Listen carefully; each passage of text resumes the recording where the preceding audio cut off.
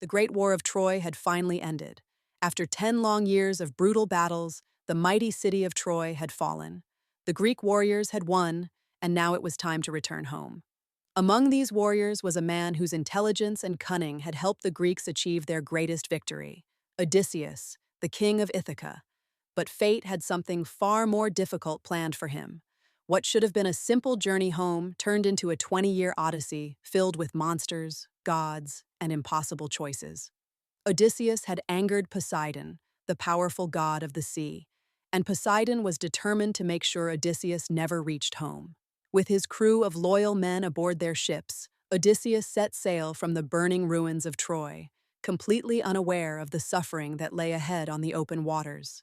The first great danger came when Odysseus and his men landed on the island of the Cyclops, a race of giant, one-eyed creatures.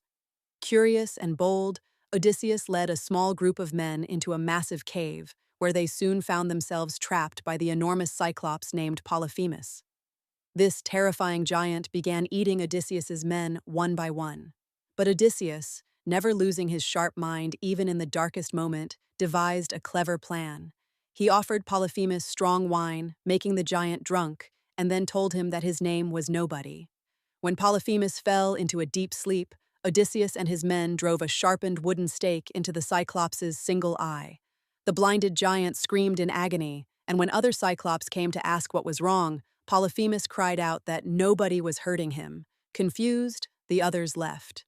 Odysseus and his men escaped by hiding beneath the bellies of the giant's sheep. However, in a moment of pride, Odysseus revealed his true name to the blinded Cyclops. This was a fatal mistake, because Polyphemus was the son of Poseidon, and his cries for revenge reached the ears of the sea god himself. The journey continued with one terrifying encounter after another.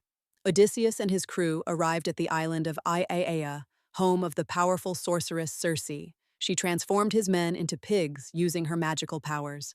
But Odysseus, protected by a divine herb given to him by the god Hermes, resisted her magic and forced her to restore his crew. Circe then became an ally, warning Odysseus of the dangers ahead. She told him he must first travel to the underworld, the realm of the dead, to seek the wisdom of the blind prophet Tiresias. In the dark world below, Odysseus spoke with the souls of the dead, including his own mother, who had died of grief waiting for him. Tiresias warned him of the many dangers still to come.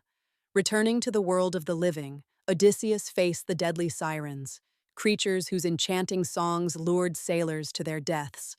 Following Circe's advice, Odysseus had his men plug their ears with beeswax, while he himself was tied to the mast of the ship, allowing him to hear the beautiful yet deadly song without being able to act on it.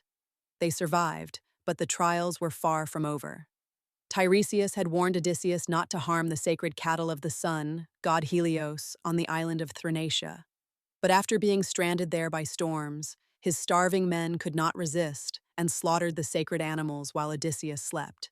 The punishment was swift and devastating.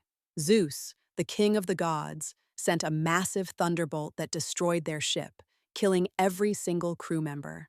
Only Odysseus survived, clinging to the wreckage. He drifted alone across the sea until he reached the island of Ogygia, where the beautiful nymph Calypso lived. Calypso fell deeply in love with Odysseus and kept him on her island for 7 long years, offering him immortality if he would stay. But Odysseus longed for his home, his wife Penelope, and his son Telemachus.